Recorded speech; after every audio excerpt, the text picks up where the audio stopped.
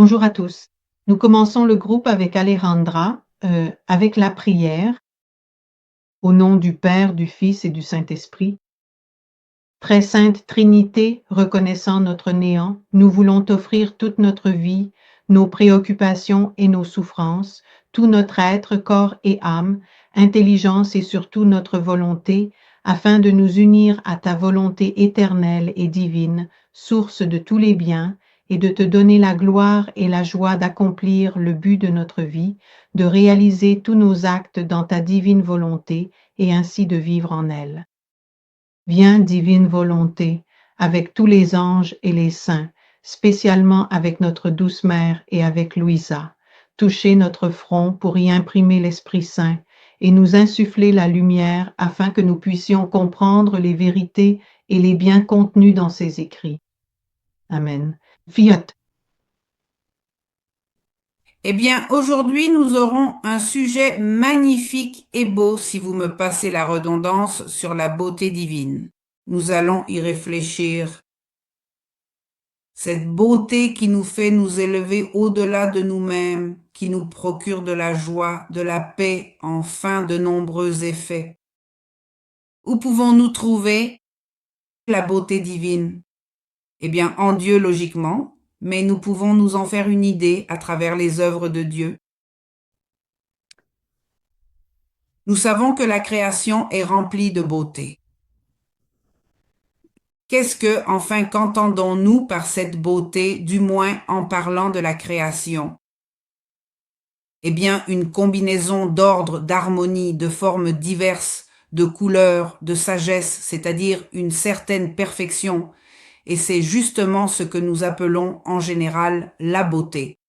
Pensons à n'importe quoi dans la création, à un coucher de soleil, ce n'est pas qu'une chose, mais plusieurs qui se conjuguent pour nous faire voir cette beauté.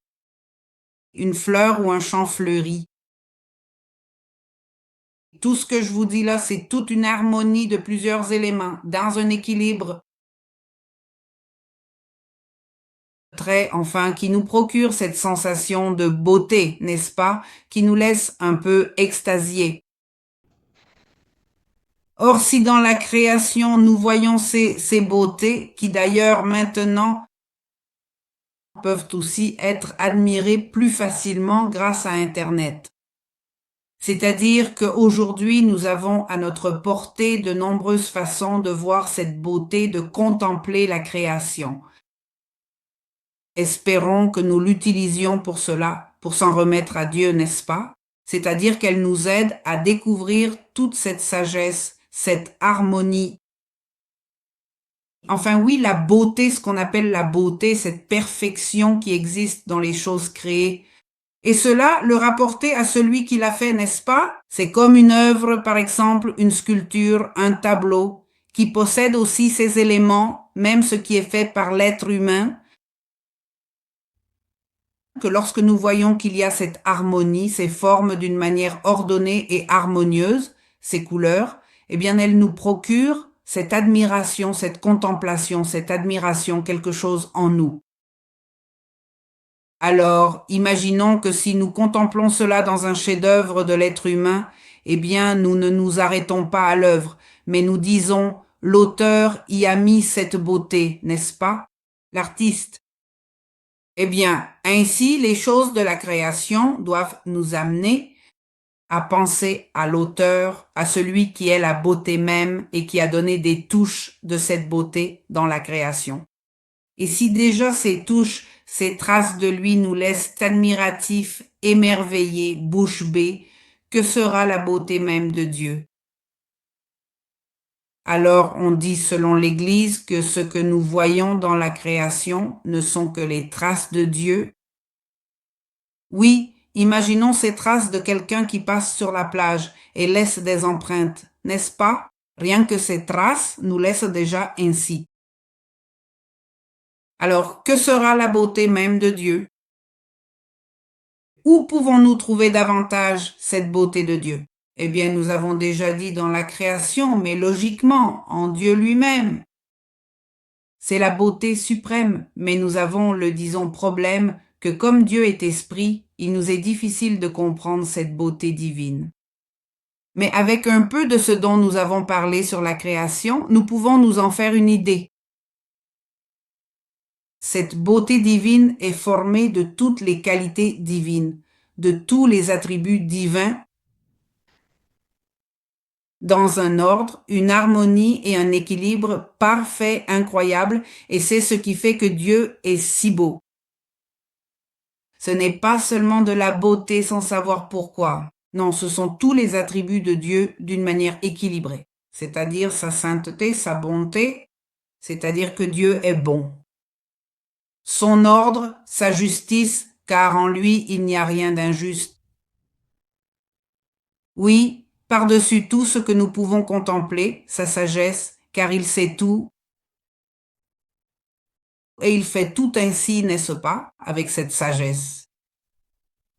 Et par-dessus tout, eh bien, ce n'est pas une beauté froide, ce n'est pas tout cela harmonisé que nous contemplons de l'extérieur en disant « comme c'est merveilleux, mais qu'il est rempli d'amour pour nous ». Ce n'est donc pas quelque chose de froid, qui n'est là que pour être contemplé, mais savoir que cette beauté, cette perfection, nous aime infiniment, nous chérit, nous comprend, nous aide, veut que nous lui ressemblions, veut nous faire participer à toutes ses qualités et donc à sa beauté peu à peu, car nous sommes des créatures et nous pouvons les recevoir petit à petit. Alors enfin, c'est quelque chose, c'est ce qu'il y a de plus beau. Il ne peut y avoir de chose plus belle que Dieu lui-même et cela devrait nous attirer. Si nous méditons un peu, si nous contemplons intellectuellement, c'est-à-dire avec notre âme, ceci, nous pouvons nous sentir plus attirés vers Dieu et nous verrons les beautés matérielles précisément comme quelque chose qui doit nous mener à la vraie beauté et ne pas rester seulement dans les beautés matérielles.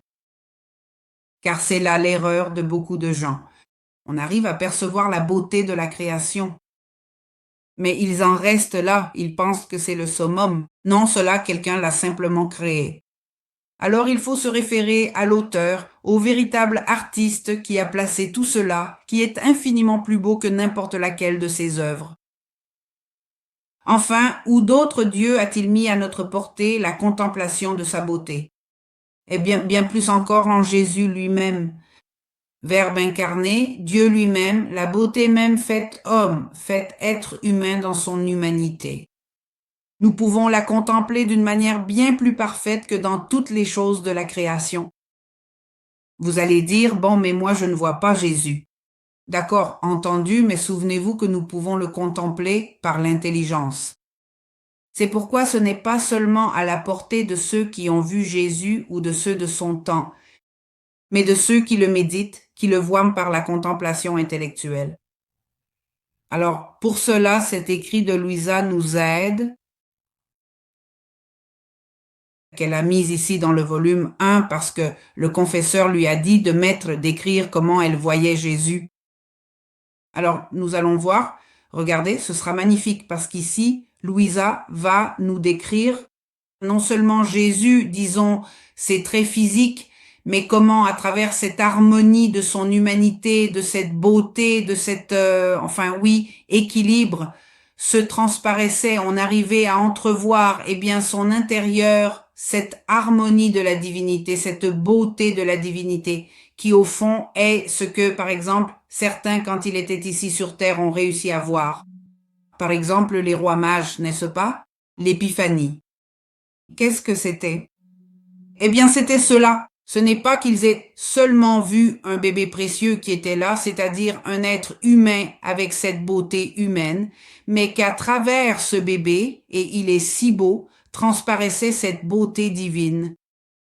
Et bien sûr, ils sont restés extasiés, enchantés, tout à fait convaincus qu'il était Dieu. Alors, ici, Louisa nous laisse un peu entrevoir ceci à travers ces mots. Voyons. Nous avons intitulé cette partie « Louisa voit Jésus comme un beau jeune homme ». Un matin, je ne me souviens plus très bien, je crois qu'environ 3 mois s'étaient écoulés depuis que j'avais commencé à rester continuellement au lit. Et alors que j'étais dans mon état habituel, mon doux Jésus est venu avec un aspect tout à fait aimable, comme un jeune homme d'environ 18 ans. Oh, comme il était beau! Avec sa chevelure dorée, lumineuse et bouclée, il semblait véritablement enchaîner mes pensées, mes affections, ainsi que mon cœur. Son front serein et large, où l'on voyait comme à travers un cristal l'intérieur de son esprit, et où l'on découvrait son infinie sagesse, sa paix imperturbable. Comme je sentais mon esprit et mon cœur s'apaiser. De plus, mes propres passions devant Jésus étaient terrifiées ou s'effondraient également et n'osaient pas me causer le moindre dérangement. Je crois, dit Louisa, je ne sais pas si je me trompe, qu'on ne peut voir ce Jésus si beau que si l'on est dans le calme le plus profond, à tel point que le moindre souffle d'inquiétude empêche d'avoir une si belle vision. Ainsi, rien qu'en voyant la sérénité de son front adorable, l'infusion de paix que l'on reçoit à l'intérieur est telle que je crois qu'il n'y a pas de désastre ni de guerre plus féroce qui ne s'apaise devant Jésus. Eh bien, ici, jusqu'à présent, nous en voyons déjà beaucoup. C'est-à-dire que oui, elle a déjà décrit ses cheveux et son front, oui, mais elle a surtout décrit d'autres de ses caractéristiques, sa paix, sa sagesse, son amabilité. Vous voyez? Et qu'il insuffle cette paix, rien qu'en le voyant, il vous transmet déjà la paix. C'est donc cela la beauté divine en Jésus, pas seulement sa beauté humaine. C'est-à-dire humaine et divine ensemble. Et qui produit ses effets. Si l'âme est disposée. Ici, Louisa parle de manière très impersonnelle pour que nous puissions tous l'appliquer. Elle ne se l'attribue pas à elle seule, car elle aurait pu écrire de manière personnelle, par exemple là où il est dit « Ah, rien qu'en voyant la sérénité de son front adorable, l'infusion de paix reçue est telle, elle pourrait dire, l'infusion de paix que je recevais intérieurement est telle, que je crois qu'il n'y a pas de désastre ni de guerre plus féroce qui, devant Jésus, ne m'ait calmé. » Mais elle laisse cela ouvert pour que nous comprenions que c'est pour tout le monde. Ô mon tout et beau Jésus, si durant les brefs instants où tu te manifestes en cette vie, tu communiques à Louisadon tant de paix, de sorte qu'on ne peut souffrir les plus de sorte qu'on peut souffrir les plus douloureux martyrs, les peines les plus humiliantes avec le calme le plus parfait. Cela me semble être un mélange de paix et de douleur. Qu'en sera-t-il au paradis? C'est donc en quelque sorte un peu pour le méditer tranquillement et pour que nous puissions vraiment aspirer de tout notre cœur à la parfaite contemplation de Dieu qui se réalisera pleinement au ciel. Là-bas, rien ne nous manquera, car justement, tout notre être sera totalement comblé. Contempler la beauté de Dieu ne va pas seulement satisfaire nos yeux, disons, nous serons recréés dans la beauté même, la beauté suprême, mais cela va, comme il est dit, remplir ton intérieur de sa paix et de ses qualités. Il va remplir ton cœur d'amour et tout ton être sera rempli de sa beauté et de toutes ses qualités divines. Alors, nous n'aurons vraiment besoin de rien d'autre que d'être là, présent, à contempler Dieu et surtout à le posséder, à le comprendre toujours davantage, en profondeur. Quelle merveille, n'est-ce pas? Enfin, dès cette vie, ce que Dieu a voulu, c'est nous laisser cela un peu plus en détail que dans l'Évangile pour que nous puissions dès maintenant le contempler et que cela produise ses effets en nous.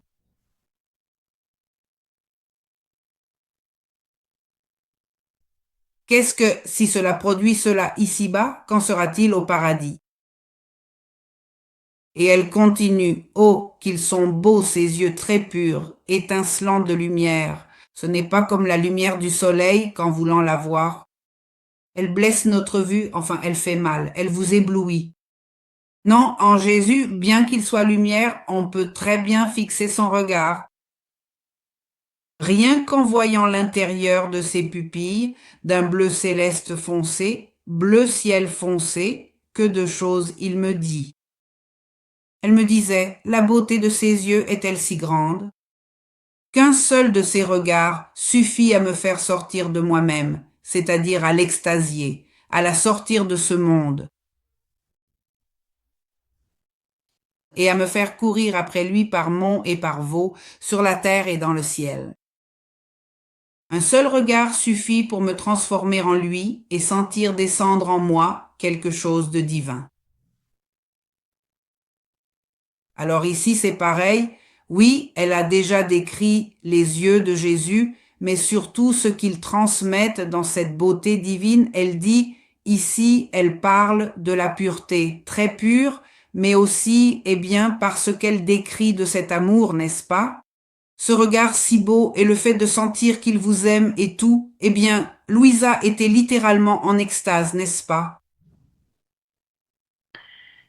Qui peut dire, franchement, en plus, la beauté de son visage adorable, sa peau blanche, éclatante et pure, ressemble vraiment à la neige délicatement teintée d'une couleur parmi les plus belles roses. Sur ses joues délicatement rosées, on découvre la grandeur de sa personne, avec un aspect vraiment très majestueux et tout à fait divin, qui inspire naturellement le respect. Crainte et révérence, c'est-à-dire comme du respect, enfin respect et révérence, et en même temps, cela inspire tant de confiance qu'en ce qui me concerne, je n'ai jamais trouvé personne qui me donne, ne serait-ce qu'une ombre de la confiance que me donne mon cher Jésus. Ni mes parents, ni les confesseurs, ni mes sœurs, c'est-à-dire ceux qui étaient les plus proches de Louisa. Ah oui, ce saint visage, alors qu'il est si majestueux, est aussi très aimable. Et cette amabilité attire tellement l'âme, elle l'attire tant que l'âme n'a pas le moindre doute d'être accueillie par Jésus, aussi laide et pécheresse qu'elle se voit. Quelle merveille! Enfin, là comment le visage de Jésus transmet une partie, irradie une partie de ses qualités divines, n'est-ce pas? Qui inspire confiance, c'est-à-dire, oui, que c'est Dieu, cette majesté, cette grandeur, mais en même temps, eh bien, cet amour, cette miséricorde, cette bonté qui inspire tant de confiance, qu'aucun être humain ne peut inspirer ce que Jésus inspire.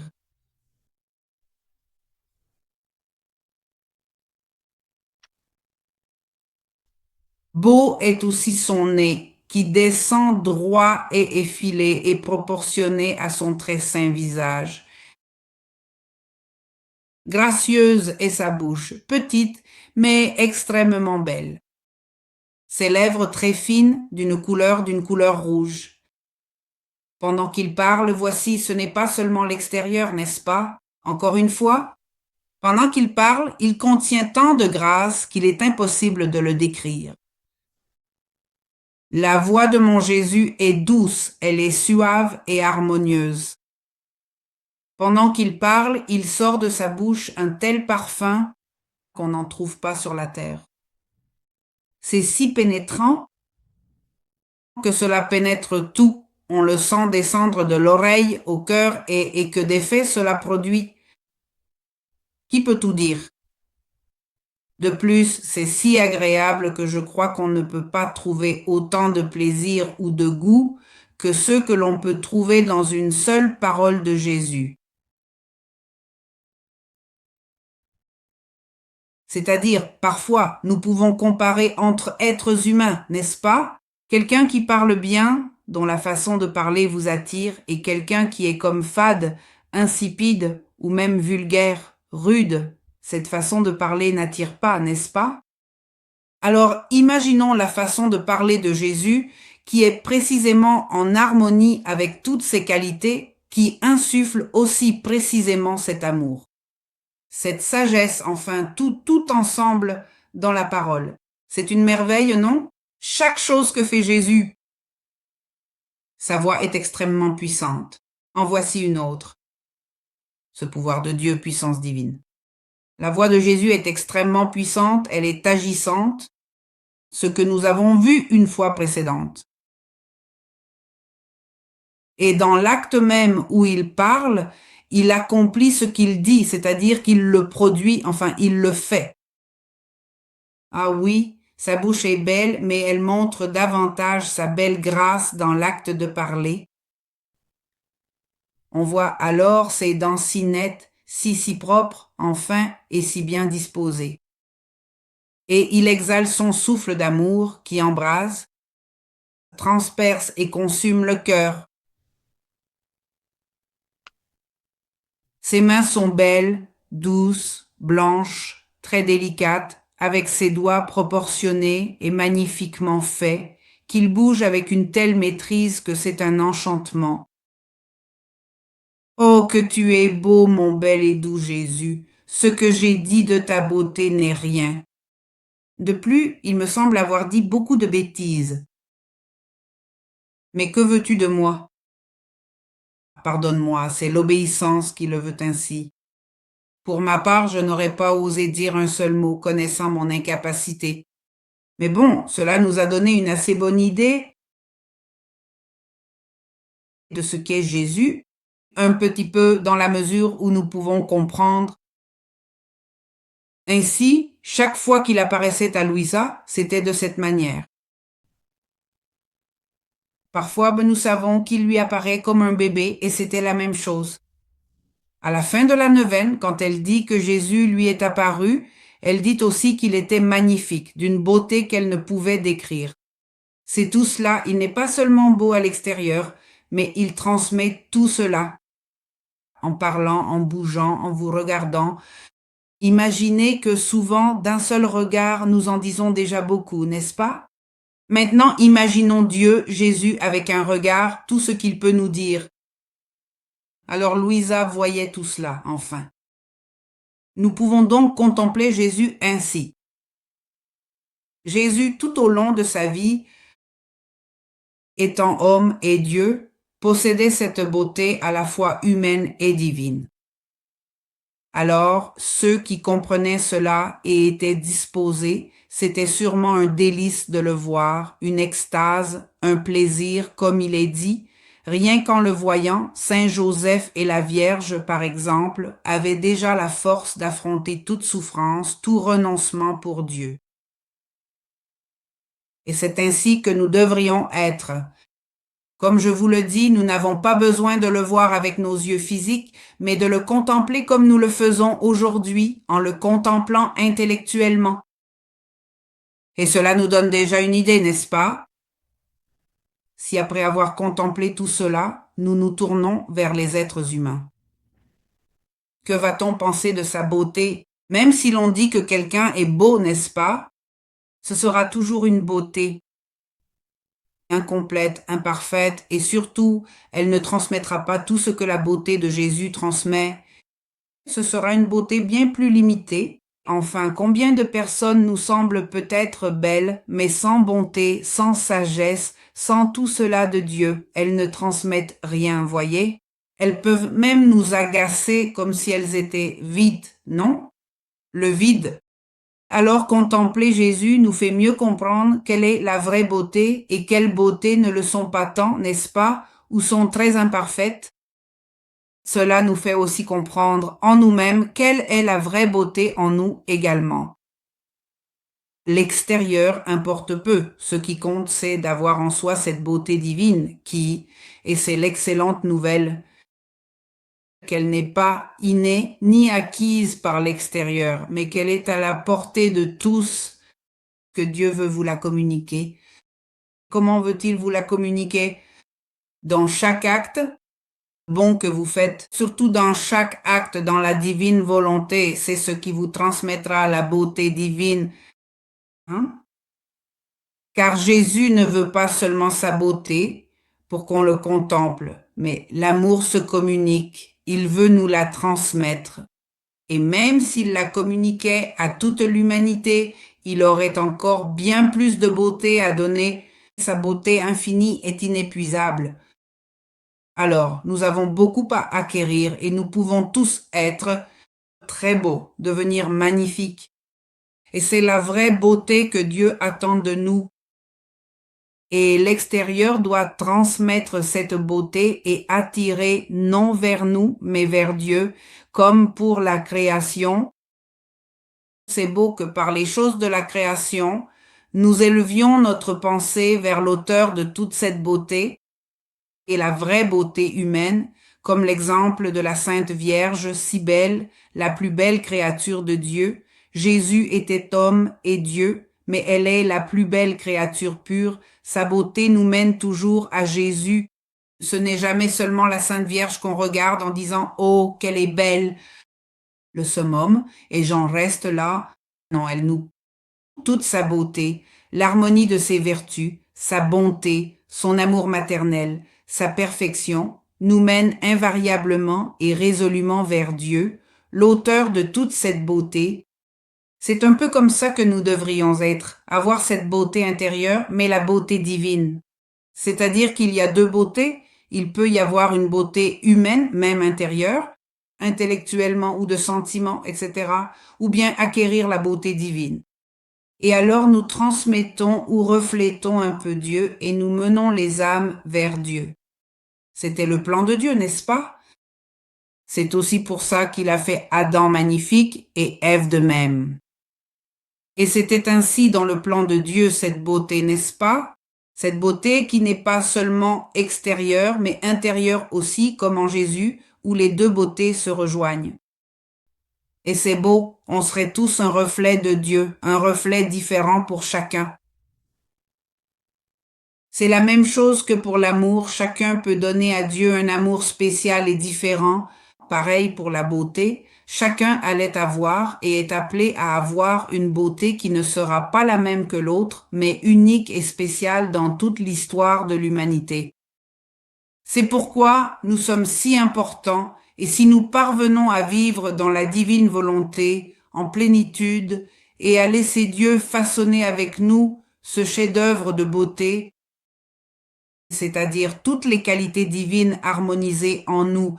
Imaginons ce que nous apporterons non seulement sur terre, mais au ciel pour l'éternité. Nous ferons partie de ce ciel, car cette beauté unique se reflètera à travers nous, celle que l'autre aura aussi, et chaque saint, c'est ce que nous contemplerons. Au ciel, ce que nous allons contempler, oui, qui est la source de toutes les beautés, et qui est la beauté même. Mais en même temps, nous allons contempler la beauté que Dieu transmet à chaque être humain, en Jésus, évidemment, en la très sainte Vierge, et en chaque saint, en Louisa, et en chaque saint. Ce sera donc une chose magnifique. Nous serons continuellement en extase, découvrant ces beautés divines en chacun des bienheureux. Et évidemment, nous verrons clairement que c'est Dieu qui leur a communiqué cela et qu'ils se sont efforcés de l'obtenir. Alors, quelle merveille qu'il nous ait laissé cette description de Jésus et que nous puissions la comprendre ainsi. Cette question de la beauté divine est aussi un thème dans l'Église catholique, en théologie. Saint Augustin, par exemple, disait «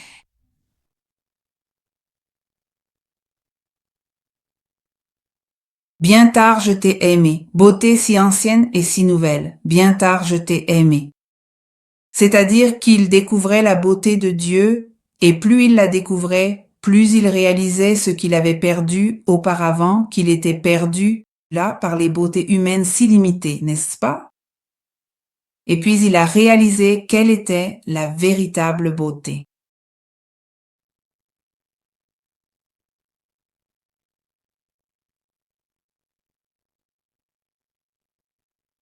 Enfin, il y a en effet beaucoup de citations de saints dans ce passage.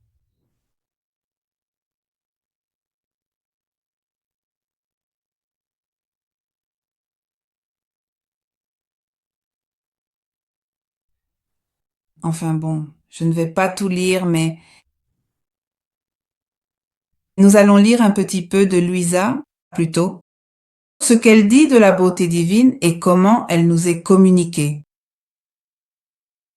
Du volume 12, 26 mars 1918. Ma fille, chaque fois que l'âme entre véritablement dans ma volonté et qu'elle prie, œuvre, souffre ou agit, elle acquiert alors à chaque occasion autant d'autres beautés divines. Ainsi, un acte de plus ou de moins fait dans ma volonté est une beauté de plus que l'âme acquiert ou cesse d'acquérir. Alors, avec cette phrase, nous pourrions l'ancrer en nous pour travailler sur notre beauté. Chaque fois que l'âme entre dans la divine volonté pour agir, c'est-à-dire que ce soit pour prier, agir, souffrir, etc., elle acquiert autant d'autres beautés divines. Ainsi, un acte de plus ou de moins accompli dans ma volonté est une beauté de plus que l'âme acquiert ou de moins qu'elle cesse d'acquérir. Pour que nous l'ayons à l'esprit. Alors, la véritable beauté divine, où allons-nous l'acquérir? Eh bien, seulement en agissant dans la divine volonté, car c'est là que se trouve la source de la beauté, qui est la volonté de Dieu. Et si vous la laissez agir en vous, vous acquérez et prenez possession de cette beauté. Et rappelons-nous que cette beauté inclut les qualités divines en harmonie, et c'est cela qu'est la beauté. C'est-à-dire,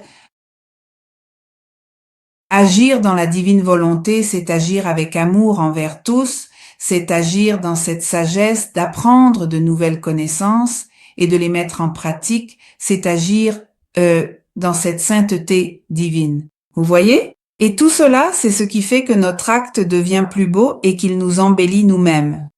Chaque acte de plus est une beauté de plus. C'est-à-dire que Jésus lui-même, en tant qu'être humain, a grandi dans cette beauté intérieure à chaque acte qu'il posait. C'est pourquoi on disait qu'il grandissait en sagesse, en âge et en taille aussi, mais dans cette sagesse, dans cette beauté intérieure. Alors, où était-ce? Dans chaque acte, Jésus était indubitablement magnifique, peu importe comment il nous apparaît, à n'importe quelle étape. Il est magnifique. Mais dans sa résurrection, que trouvons-nous? Eh bien, nous trouvons toute sa vie vécue en lui, et c'est donc la somme de tous ses actes, tout en plénitude, c'est le sommet de la beauté, le Christ ressuscité. Alors, nous serons ainsi, nous aussi. C'est pourquoi notre résurrection, c'est cela. Quand on finit de vivre toute sa vie, enfin, en parlant de la divine volonté, dans la divine volonté, avec toute cette beauté, toute cette lumière, toutes les qualités, la somme de tout ce que vous avez fait dans votre vie, c'est ainsi que vous serez finalement dans la patrie céleste. Et c'est, disons, votre corps ressuscité. Avec tout cela, vous voyez, alors, quelle merveille que nous puissions aspirer à être beaux, beaux d'une beauté divine, car il y en aura d'autres.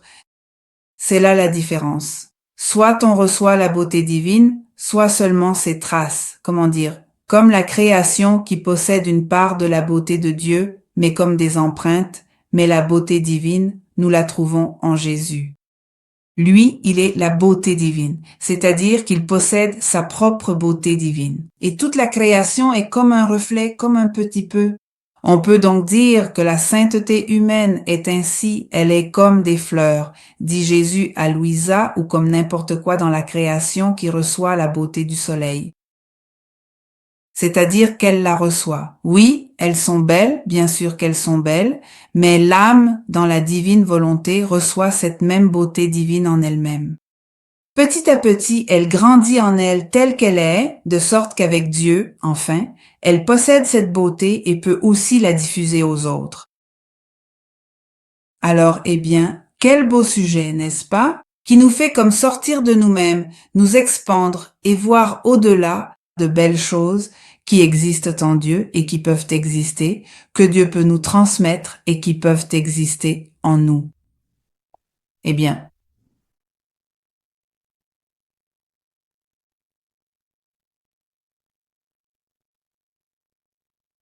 Rappelons-nous que, comme je le disais tout à l'heure, Dieu a créé l'être humain magnifique, n'est-ce pas? Et chacun devait contenir cette beauté différente. Mais nous savons qu'en se séparant de la volonté divine, le contraire est arrivé, il s'est privé de cette beauté.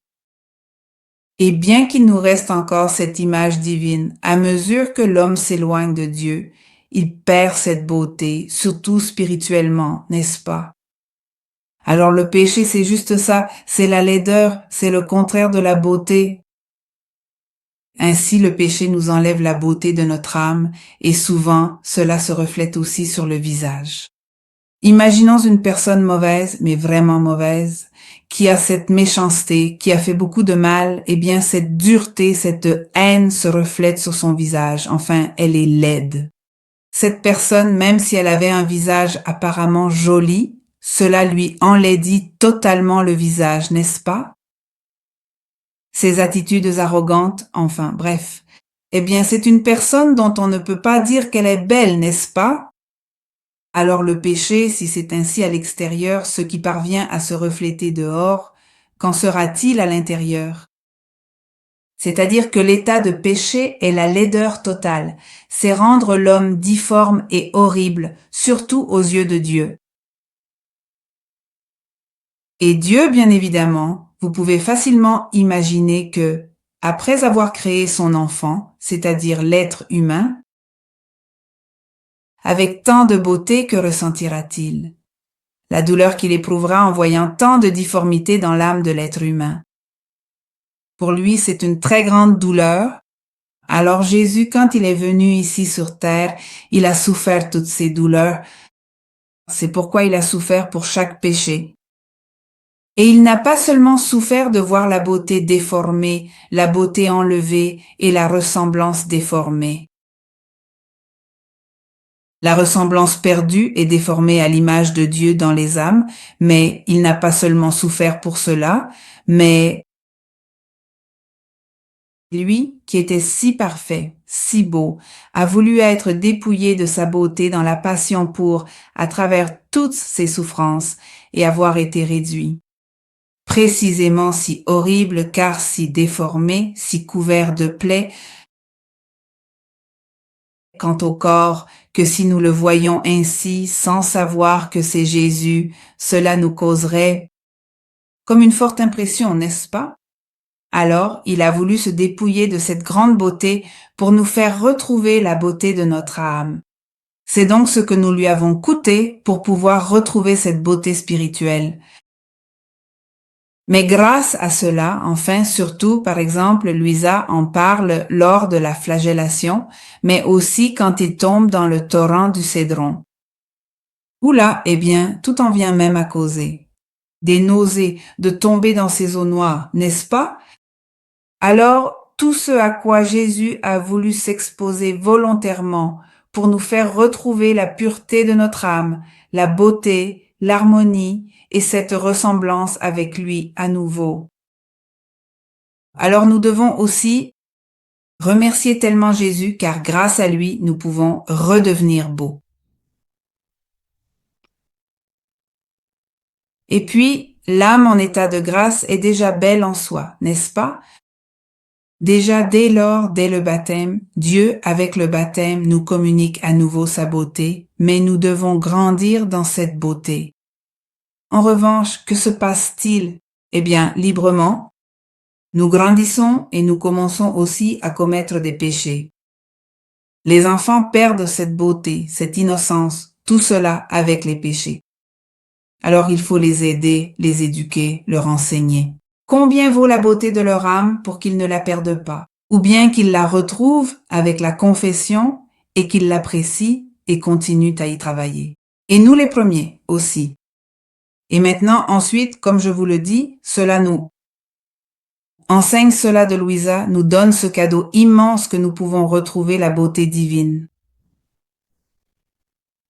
Par exemple, cet autre chapitre du volume 11, enfin, le 27 août 1915, Louisa dit qu'elle se répandait dans la très sainte volonté de Dieu et, Pendant que je faisais cela, je me suis retrouvée en Jésus et il m'a dit, « Ma fille, quand une âme se fond dans ma volonté, c'est comme deux récipients remplis de liquides différents et réciproquement. L'un se vide dans l'autre et l'un se retrouve rempli de ce que contenait l'autre et celui-ci de ce que contenait le premier. Ainsi, la créature,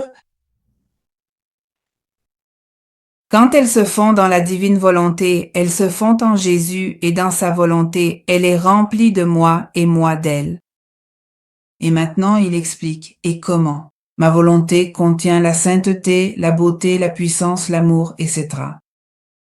Ainsi, l'âme, se remplissant de moi, se fondant et s'abandonnant dans ma volonté, vient à se remplir de ma sainteté, de mon amour, de ma beauté, etc. De la manière la plus parfaite qu'il soit donné à la créature. Et je me sens rempli d'elle et trouvant en elle ma sainteté, ma beauté, mon amour. Je la regarde comme si c'était ses propres biens et cela me plaît tant et je m'en éprends de telle manière que je la garde jalousement au plus intime de moi-même. Alors voyez, l'âme avec la beauté communiquée par Dieu, la beauté divine dans la divine volonté, en arrive même à séduire Dieu lui-même. Alors, cela compense toute cette douleur que Jésus éprouve en ayant vu tant d'âmes déformées par le péché, y compris nous-mêmes auparavant. Mais déjà avec la divine volonté, eh bien, et cette beauté reconstruite, mais pas reconstruite artificiellement, mais vraiment reconstruite, et qui reste en vous comme votre propre bien et qui grandit de plus en plus, eh bien, c'est elle que même Dieu reste épris et attiré par cette âme. C'est-à-dire quel merveilleux, n'est-ce pas? Je veux dire, quand aurions-nous pensé arriver à ce point? Que Dieu se sente attiré et épris de soi-même. Mais c'est seulement en faisant des actes dans la divine volonté et en ayant cette beauté divine. Je répète cette partie. Je les regarde comme si elles étaient à elles la beauté, l'amour, la sainteté, la bonté, etc. Et cela me plaît tant et je m'en éprends de telle manière que je la garde jalousement au plus intime de moi-même. Et je vais continuellement l'enrichir et l'embellir de ma beauté divine. Ça continue, il n'y a pas de limite et nous n'avons pas à en mettre. Pour pouvoir ainsi me plaire de plus en plus et tomber de plus en plus amoureuse, ainsi, non seulement l'âme s'éprend de Dieu et est attirée par lui, mais l'inverse aussi. Alors, eh bien, cela fait partie de la vie dans la divine volonté. Réacquérir cette beauté divine et grandir en elle. Alors vous savez quel est votre soin de beauté éternelle, hein? Il n'y a plus d'excuses. Nous pouvons tous être magnifiques, hommes et femmes. Travaillons donc là-dessus, et au ciel, nous nous verrons les uns les autres. Jusqu'où est allée cette beauté communiquée par Dieu en chacun de nous? Et nous serons pleinement heureux en nous contemplant les uns les autres en Dieu et en sa volonté. Qu'il en soit ainsi.